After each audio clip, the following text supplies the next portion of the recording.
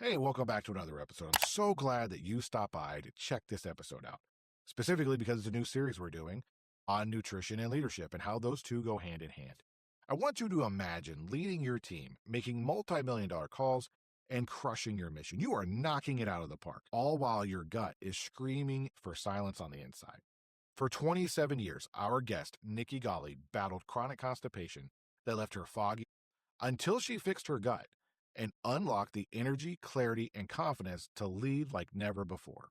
On today's episode, Leading from the Gut Up, we're going to be talking about how to reclaim your digestion and transform your instincts, decisions, and leadership legacy like you've never before done. If your gut is holding you back, this episode might set you free. So Nikki, welcome to the show. Thank you so much for having me. Absolutely. So before we get started, if you could kind of just give us a little bit of background about who you are and how you became to be effectively and passionately known as the Poop Lady. Yes, great question. Really? Okay, this is my favorite childhood book. For all of you just on audio, it's called Everyone Poops. It's so true. Everyone poops. But it's so taboo that people go 10, 20, 30 years not talking about it in complete silence, misery, because nobody talks about it, but everyone does it. But not everyone does it well. So I'm a nutritionist. I have spent many years helping people with their diet, gut health, all that kind of stuff. But I tend to have a fun, lightheartedness to my being and the things that I talk about. And so and poop is really easy for me to talk about. So I know it's gross and I know don't log off. I promise it's going to be good and it's going to be informative. Nobody talks about it. And I really think that that is to our detriment for a lot of times because most people are uncomfortable. They have no idea what the ideal poop is, which we can get into. They have no idea what your body's always communicating with you. So if your body's always communicating with you every time, ideally daily, that you go to the bathroom, the number 2, there's a communication.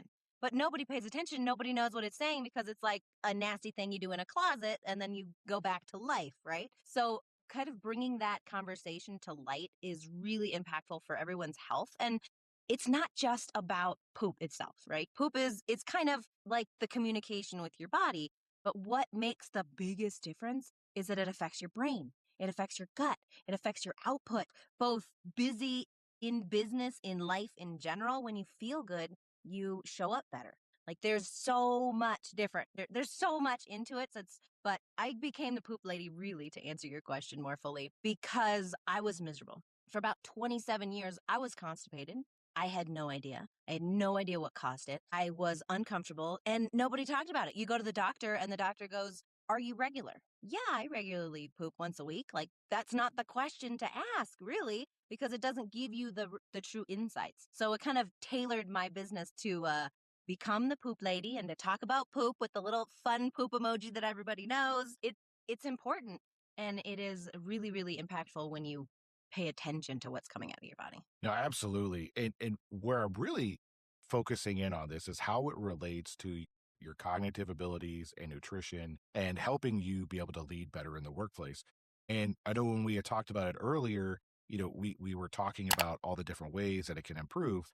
So what's kind of like back it up and kind of go real simple. How does this tie in to your cognitive health? Yes. So if you think about it, many people at this point have heard of your gut as your second brain, right? But when we're actually formed in utero, so when you're formed as a human, do you know what starts where you start first? The bottom. We start from the bottom up. So really, if you want to like dial it down, they're pretty similar. I want to now like milliseconds, but as we're formed as humans, the gut is that important. It starts at the very, very get-go of you forming into a human. It's because there's so much going on there. So I'd almost say it's the first brain, but we don't really use it as much. You have that gut instinct, right? That's that same thing. That's your body telling you that it has its own brain, essentially. It communicates with your brain. It communicates. So if you're not feeling good, if you're constipated, if you're fighting the foods you're eating, like if you're eating something that you're allergic to, if you have a bellyache, if things are not processing well, do you think your brain can work well? No, it doesn't. So when your body's processing things, when you're going to the bathroom well, when you're eating well, when you're feeling good inside your body, your brain just works that much faster. You're more on target. you can remember things. You can bring that memory recall, or if you're talking on a sales call, or if you're working with finances, you're like those numbers that all get all jumbled. Like, people know that blood sugar knows what the brain. If you've ever had a blood sugar crash, right? They call you hangry, right? That's a direct correlation of how it affects your brain. But so many things affect your brain, especially when it comes to your gut. So it is shocking that people don't combine the two of them more often, just because it is so important and it's so interconnected. No, absolutely. And a lot of the times on the show, we talk about a lot of like the academic stuff and a lot of the philosophy and everything else that goes along with it. And this is the first time that I'm introducing and talking about, hey, your body and how you fuel your body and how that matters. So what are some foundational health principles that we can, if we're like, you know what, I know some things, where can we start to agree on a common ground? Yes, there's so many things that go into your digestion. One of the things that I'll get to later, but as just kind of a gift for everyone listening, I have a quiz that I have on my website that's called the Poop Pop Quiz, like you're in school. It'll go into a lot more things that's really, really impactful. Like, all right, it gives you more insights as to what does affect your digestion. So definitely check that out. I will talk about it later. But the number one thing across the board from whatever your digestion looks like, if you have slow motility, which means you're kind of constipated, things don't move quite ideally. First, let me go into that. Did you know that you're supposed to poop every single day? Most people have no idea that that's actually true. If you poop every day, I guarantee things will get better if you are not pooping every day. And I'm not talking like 4 or 5 times a day. That's not good either. We want to do ideally between 2 and 3 times a day. Think about like main meals that you eat, but at least once. Once is minimum. Okay. I'm sorry for the mental picture in advance. Just everyone. Your poop should resemble soft serve ice cream. So therefore, you kind of have that mental picture, right? That the favored poop emoji that everyone has on their phone. That's kind of like the ideal. Maybe it's a little on the soft side if you actually looked at it. But the ideal poop is that soft serve ice cream. Easy, is not really uncomfortable to come out. It doesn't fall apart, right? So knowing that once a day, soft serve ice cream is ideal. So if you're anywhere off of that, if you have more frequent or less frequent, or it's kind of not that perfect poo, across the board, one of the biggest things that I see is water. We are commonly dehydrated. I want to say maybe 95. I would upward to say 95. Maybe depending on the time of year, more people are focusing on their health at the beginning of the year. You could typically be a little more hydrated, but typically it's around 95% of the population is chronically dehydrated. So So not drink enough water. how much are we supposed to drink? Because I've heard anywhere from drink 8 ounces, 8 ounces a glass a day, to you got to be Yeah. drinking a gallon of water a day. So Yeah. what is the proper hydration? Awesome. Yes. So the old adage of the 8 ounce glasses, I mean, that's pretty good. That's 64 ounces of water. But it doesn't bring it home. It doesn't mean like, okay, that's me, right? That's like, oh, that's my husband or that's my kids or whatever. So the best is to take your body weight in pounds. I don't know how many people are across the pond, but you can do the conversion. Your body weight in pounds, divide it in half, and shoot for that many ounces of water a day. So say you're a 150-pound person, about 75 ounces of water is that good range.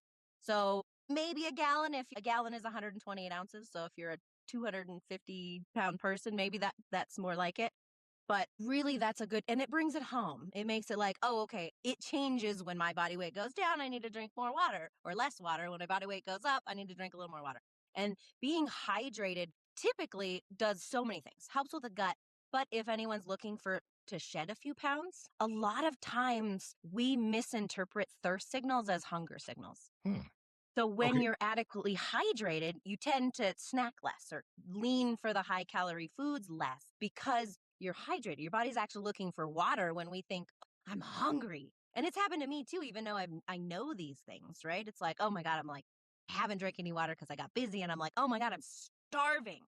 I'm like, okay, Nikki, hold on. Take a drink of water. And like drink a 16-ounce glass of water or even 8 ounces and then wait a few minutes and go, okay, actually, I'm not starving. Like that was it. Ding. And that's the amazing part about water is it's 0 calories. So what does water do? And I know it helps, hydrate our bodies. It helps with the gut health. But how does it help with the brain and cognitive function as well? Yeah. Well, I mean, think about it. Do you think that there's going to be better electrical impulses? So our brain is electrical things. Do you think there's going to be better electrical impulses through a raisin or a grape? Yeah, probably Right? a grape. Thinking about that, right? So the more hydrated you are, the more grape-like you are instead of a raisin. So if it's a raisin, it's going to be so much harder for your body and your brain to actually get the communication that it needs. So when you're hydrated, it does that. It does that within your cells. So think about that. If you're dehydrated, that your cells can look more like grapes. Obviously, this is a little bit of a overstatement. They don't quite look like that, but think about that in that way, a grape or a raisin. If you're shriveled, if you're dehydrated, I think I said that backwards. Or you know what I mean though. The raisin, if your cells look like raisins, they're not going to communicate. They're not going to transfer enough vitamins and minerals too, because vitamin minerals help you to create more energy. The more energy you have in your body, the more energy you have in your brain. There's a lot of ways that it helps in the body. Okay, Not so to mention just the elimination part, because the elimination is helpful. no, absolutely. And so when you're talking about giving you energy, what can we do to prepare our bodies and ourselves throughout the day? Let's say we've got back-to-back meetings and we've got everything that we have going on in our lives. What can we do to set ourselves up for success for the like most optimal potential performance day? Awesome. Oh my God, there's so many different things, but an easy one is actually eat something in the morning. Most of the time, I'm kind of a little different than some people when it comes to that. Important, there's importance of intermittent fasting, but if you actually eat something in the morning, typically those people that you lag towards the afternoon, you're super hungry at night. It's typically that you don't eat enough calories during the day. And that's why you have to gorge yourself at night because your body didn't get enough calories to actually replenish itself. So eating breakfast is one of the best things that you can do. And not just any, I would do a high protein breakfast. If you can do high protein because it's going to stick with you longer, it's going to keep your body moving, it's going to help build muscle, it's going to help feed your brain, those kinds of things. So high protein breakfast, and then don't skip the water, right? Drink that water first thing in the morning. That's typically that really, really helps if you want to get to a goal of a good amount of water is don't wait till the afternoon to do it. Start the day. Like first thing in the morning, drink as much water as you can so you can fully hydrate, then get a high protein breakfast, and then you're off to the races. And you'll feel so much better throughout the day. Yeah, I heard there was a study that when you sleep, you actually kind of go through a dehydration process while you're sleeping. So, how much more important, because you did say drink water first thing in the morning, and that'll help that. So, how much do we actually lose when we are resting and sleeping? You actually lose as much, but it's more of a cleansing process because, right, our brain's not as active. I mean, you're in a dream state for some of the sleep, but that your body is completely at rest. So your organs can go through a detoxification process, and then you get up and if you excrete that, that's why if you do any tests, a lot of urine tests and stuff, they have you collect the very first urination in the morning is because you kind of have detox. It gives you a lot more enzymes. It gives you a lot more that your body is getting rid of. It kind of tells you a lot more about what's happening within the body. So when you start the day with a good amount of water, you're like rehydrating, you're like cleansing. That's the thing about water. People are like, I don't want to drink water. It doesn't have flavor, or I pee too much, or all of these things. Is when you think about water, you think about that you're detoxing your body. And if you're detoxing your body, that's instead of doing like a major detox at the beginning of the year or different things like that, is you can naturally do it continuously. And that's what's ideal, like drinking a good amount of water and then eating a lot of fiber. Fiber is another detoxer, helps with the gut to kind of pull things out and gets things moving, if you know what I mean. But water is so powerful to detoxify your body because all of your organs need water. All of our organs. We're like 75% water. Like all of our cells, you think it's our eyes. I mean, everything is mostly water. The only thing that's not mostly water is our bones. And I don't know if you're like me, but I appreciate that. I want my bones to be more minerals than water because that makes me stand up and strong and get all the things done. But your muscles, your gut, your liver, your kidneys, all of those are more than 80% water. That's interesting that you mentioned that. So, we talked about hydration and how important it is to drink water. Now, what about as far as the nutrient side for giving us energy? You said eat a high protein breakfast. Mhm. What are your thoughts when it comes to macro and micronutrients? Oh my gosh, that's a great question. I love that. So, macronutrients are your carbs, your proteins, your fats. Those are your big nutrients. So, macro is big, micro is very small. Those are going to be more your vitamins and minerals. Before I became the poop lady, I was the micronutrient queen. Like, that is one of the most important because we can get a lot of macronutrients, your carbs, proteins, and fats, with very little vitamins and minerals, especially in today's Mm. day and age, right? It's really easy to get high calorie, high carb, high fat things that have no nutritional value in them. So can you give us yep, an example though? So for yeah. people watching this, who are like, no, I eat healthy, I eat good, I don't eat bad. Like, what can you give us an example of? What would be like a high calorie with like almost no nutritional value that people think is probably good? Let's talk about breakfast, right? Think about breakfast. Not necessarily super high fat, but high calorie. I mean, most breakfast cereals. If you go, just think about any breakfast cereal in the breakfast aisle that you can pretty much that are easy to think of, unless it has high fiber. If you know that, we'll table those for a minute. But most breakfast cereals, they're going to be carbohydrates. They're going to have lots of flavor, maybe food colorings. I think of Kix or like the fun kid breakfast cereals. That's all sugar. If you look at the first three ingredients, it's going to be wheat, it's going to be sugar, and it's going to be some kind of oil, typically, like or it's sugar as the third ingredient as well. It's typically sugar, and wheat. That's typical. Or it's going to have like soybean oil or something like that in it.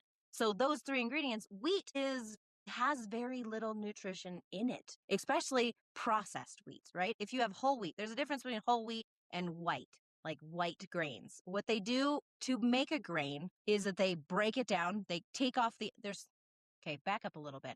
There is 3 parts of a grain. Most people, you can see this in rice. If you've cooked white rice or brown rice, you can see it really easily. So if you get white rice, it just puffs up, looks like you can't tell anything. You get brown rice, it looks like it's been split open. So when you have that brown rice and you actually look at it, so there's 3 components of a grain, and it's going to have that outer shell, which is called the bran. People have heard of bran muffins, those kind of things usually don't taste any good, but they're high fiber, so they're supposed to be good for you. But that outside has that bran on it, and the bran they strip off. That's going to have fiber in it. That's going to have some vitamins. That's going to have some minerals in it. And then it has a germ, which is essentially what would grow if you planted the grain. And then you have the endosperm. And the endosperm is the majority of it, but it's just a carbohydrate. There's very little vitamins and minerals in it. So when they refine grains, this is most grains, but wheat's the biggest one because that's what we see the most. They take off the bran and they take off the germ. So all you're left with is just the carbohydrate part. Hmm. So you get that, which has very little vitamins and minerals in it. Actually, so little vitamins and minerals that the government made us fortify them. So they have to add vitamins and minerals back because there's so little vitamins and minerals in it. They I was have to going to ask you. fortify it. Yep. Yeah, I was going to ask you about that. Yeah. Does eating something enriched or fortified, is that good for you or bad for you? It's hard to avoid, to be honest. I mean, unless you eat nothing processed. But why they had to fortify it, because when they started to refine grains, they went, oh my gosh, you can make bread nice and fluffy. But the population started getting sick after they eating this bread because it had no nutrition in it, no vitamins and minerals. So then they had to fortify it. The downside about fortification is they're taking what's naturally out of the grain and they're putting synthetic vitamins in it. So just kind of thinking about it, like, do you think it's better to have the grains the way that they were grown naturally in nature? Or is it better to refine them and put something synthetic to get vitamins, minerals so we don't die? Like, yeah. So that's where I would go back to. That was a long tangent for your question. Going back to that question is the most important things that you can do. One of the little fun kind of mnemonics or something that I would like to say is if it is a plant or it is made by a plant, it's typically going to be better for you and it's going to be higher in vitamins and minerals. But if it's made in a plant, for those of you that didn't pick that up right away, if it's made in a plant, usually manufacturing plant, it's not going to be as good for you. So if it is a plant, oh, surprise, surprise, the nutritionist talking about eating more fruits and vegetables. Because fruits and vegetables are plants, and fruits and vegetables are going to give you more vitamins and minerals. So the more vitamins and minerals you can get, the best. So going back to that breakfast, high protein with some veggies. That would be an example, would be like an omelet with some veggies in it. One of my favorites is doing roasted veggies with dinner and just making too much, because roasted veggies are fantastic to add to different things during the day. Like roasted veggies in an omelet are amazing because it breaks it down. It doesn't take as long to cook, so it can be quick. Like, hey, it's a weekday. I got to get some stuff done. Like, do a few eggs with some veggies in it, and you are set for a few hours. And you have lots of vitamins and minerals. Speaking of the vitamins and minerals, and I know you kind of went down a tangent, but I'm glad you did, because it brings me back to a conversation we had earlier, which is if you're like, you know what, like I'm busy, I'm trying to eat the right things, but I take a multivitamin and I'm trying to get the right micronutrients. But how many people actually understand that most multivitamins are synthetic and not natural? Can you talk a little bit about the difference? Right? Yeah. So multivitamins, I mean, the idea is great. They've actually done studies on multivitamins, and a lot of studies they actually had to stop because the body doesn't understand the synthetic vitamins. Like we understand, like, hey, in a lab, you can go, okay, vitamin C. Vitamin C is really good for the body, XYZ, all these good things. So let's put vitamin C in our product. So we can make it in a lab. We can make it through chemicals in a lab and like, oh, vitamin C, great. Ascorbic acid, fantastic. But if you look at it under a microscope, what we can make in a lab and what actually comes in like a bell pepper or an orange, you can look at it under a microscope and it looks completely different. Like there's an energy around it.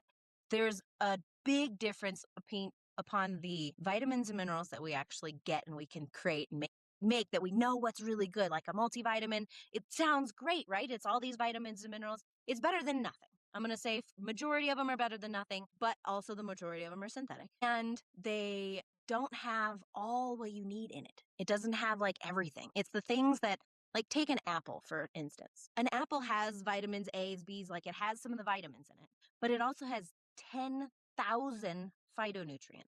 So those are the plant nutrients. Those are what the plant makes to make itself healthier, to make it vibrant and pretty and color and all these things. And it's the phytonutrients that we as humans don't quite know what they do. We are actually just in the last 10 years figured out that they're there. So it's better to eat an apple than to get a synthetic vitamin C or vitamin A or something like that, because it's all the nutrients, it's all the phytochemicals, it's all the other things that are in plants that we don't know what they do. We just know that they're helpful.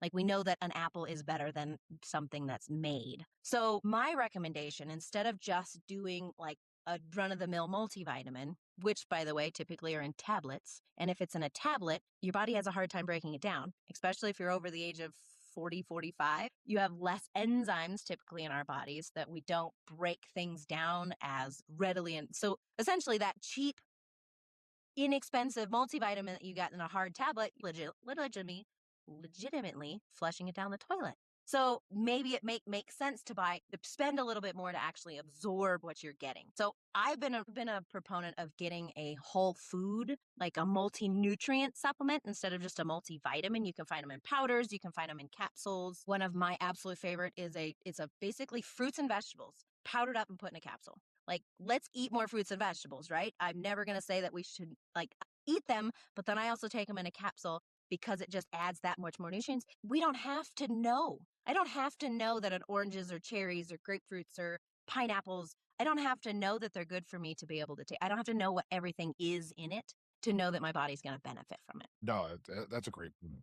Absolutely. So when it comes to multivitamins, Mm-hmm.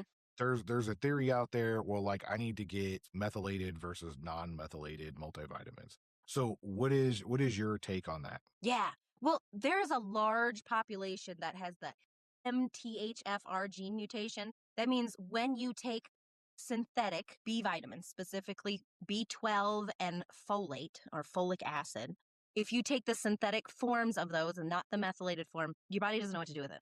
It just traps, it just stays, and you don't actually get anything from it. If you find a methylated multivitamin, guarantee it's going to be a better company if it says anything about it, typically, because it's going to be better. If you don't have to, again, you don't have to know what's in a pineapple to know it's good for you.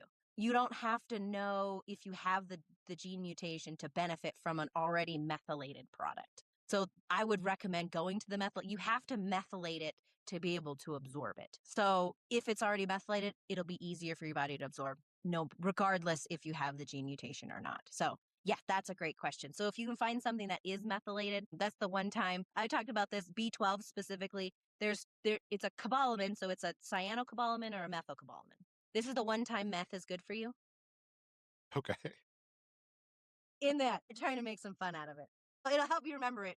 No, absolutely. And because there's so much out there in the nutrition industry, in the food industry, in the multivitamin and supplementation industry. And it's not until the last couple of years where people are like, hey, you should have these things third party tested and everything that goes into what is a good quality supplement to take. And I know most of the people watching this are like, hey, you know what? I live very busy life, like sun up, sun down, always on the go. I either have to buy my food and have it shipped to the house and prepackaged and prepared. Am I buying the right things? Am I getting the right things? And oh, by the way, I just need to meal prep, or somebody else is going to prepare it. So what is the like best way to kind of approach this as we're like intentional about fueling our bodies for maximum performance to handle stress and everything that we have to go through throughout the day? Yeah, that is great. I mean, it depends on where you're at and what life looks like for you, right? Your finances, that kind of thing. The meal prep services, I think some of them are good. The tough part about that for me and my heart anyway is so many things come wrapped in plastic. Microplastics are everywhere already. So if we can minimize our plastic use, that's better. I don't know if you have anyone local, sometimes supporting someone local that can cook for you and get glass Tupperwares and give them, have them put it in a glass Tupperware so you can eat it throughout the day and then give the clean Tupperware or just give them back to have them wash it and redo it. Like that would be honestly the best if you have no time. Or food prepping, depending if you're have a little less income, food prep during the weekends. Like do something so you actually can get, again, focus on proteins. Fish is great. And then fruits and vegetables. Like the other thing is if you're super busy, the original fast food is fruit. You don't have to do much to it. You don't have to package it. It doesn't have to come in plastic. It's typically most fruits have a little coating around them already that you can eat. Like a pear, you can just eat it. An apple, you can just eat it. You can do guavas, you can do strawberries, berries, any of those kinds of things. It's the original fast food. So do a handful of nuts and some fruit, and that's a great snack during a day. And then it gives you why I said the handful of nuts is because it's going to give you some protein, it's going to give you some fats, and it's going to give you some fiber, which are all really good for the gut to balance out just the sugars in fruit. That'll kind of keep it with you a little bit longer than just fruit. Because some people are like, oh, I can eat a piece of fruit and then I'm hungry in a half hour. And that's true because it's a good boost of sugar. There's a reason why fruit tastes so good. It's sweet. It has sugars in it. It's because it's designed, if you go back to the Paleolithic times, when we were hunter-gatherers, you find a fruit tree, it's like, oh my God, you're in heaven. So you would gorge yourself on fruit and then eat less of it. But that I can go down a rabbit hole that'll take way too long to talk about. But it's still, fruit is beneficial. Original fast food. We'll just go back to that. Absolutely. And as we prepare our days and to be intentional, I just offer that up because we can get into a trap of we prepare everything else in our lives. We order everything else in our lives on a calendar and everything else. And often I know I am very guilty of it. Like food is not on my mind at all. I like to eat, Yeah. don't get me wrong. But as far as like preparing for it and managing it throughout the day, it's like, oh, man, it's noon and I haven't eaten a snack today, or I'm kind of hungry. Like, what should I eat? This is quick and easy. So let me grab the quick and easy thing versus the right thing with Right. that. So my second to last question for you is, because you mentioned, about income. What about the myth that's out there that, it's expensive to eat good and to eat healthy? Yeah, great question. If you think about it, honestly, a lot of times it's not. If you go through and you can buy like a whole rotisserie chicken and veggies and potato salad and like go to a store and like get all this a spread for like a family of 4, that actually costs less than going through the drive-through of McDonald's, of Burger King, of any of those things. It costs the same. It might take actually really rarely it even takes more time. You have to go into opposed to going through a drive-through. But if you actually pencil it out, especially after COVID, like drive-throughs are expensive. They're not the cheap version of things before. And not only that is in itself is actually about on par. But think about it. If you eat healthier and you feel better, it's going to affect your performance, which is going to affect the money that you actually make in the interim. And if you're eating bad or just eating for convenient, eating ultra processed foods, you're going to pay for it in your health in the long run. So do you want to pay a little bit more and take a little bit more time and eat the right things? Or do you want to pay medical bills later? So there's 3 different ways that it's actually cheaper to eat healthier. So it's a complete myth that it's like, and honestly, maybe it might be a little bit easier to eat bad, but it's easy to get cancer. It's not easy to be buff in the gym, but pick your easy. Like, do you want to have an easy life? Do you want to have that conversation be easy because your brain's working online? Or do you want it to just be easy, like easy slide into an early grave? Try not to be too graphic with it, but No, you make a great points, because I was just thinking too as you were talking about it. I was like, we often make excuses like, well, I just don't have time. I'm like, well, you're gonna end up making time for a doctor's appointment, which is gonna take you away from your work. It's gonna be taking away from your passions and the things that you're actively doing. So you're not gonna be doing that. You're gonna be doing something else that also is gonna cost you more money in the long run too. Yeah. Medical bills are not cheap these days.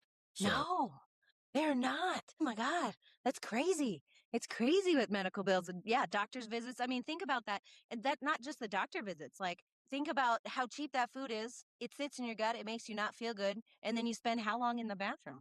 Going back to the poop conversation, right? Most of the time, that not good, not high nutritious food is going to sit.